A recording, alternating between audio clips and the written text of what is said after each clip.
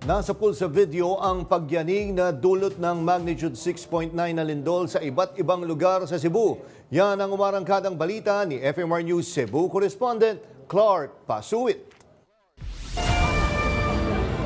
Rumarampa pa sa runway ang mga beauty queen na ito sa isang hotel sa Cebu City nang biglang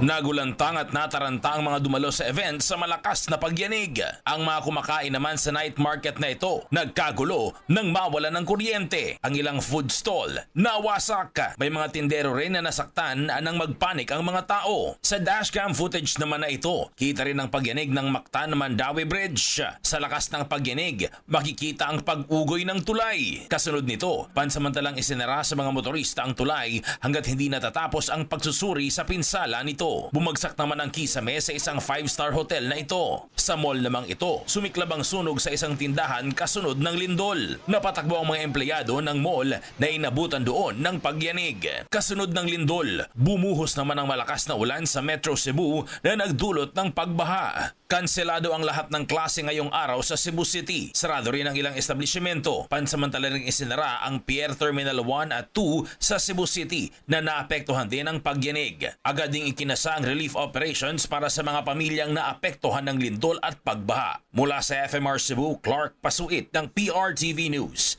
Nagseserbisyo para sa Pilipino.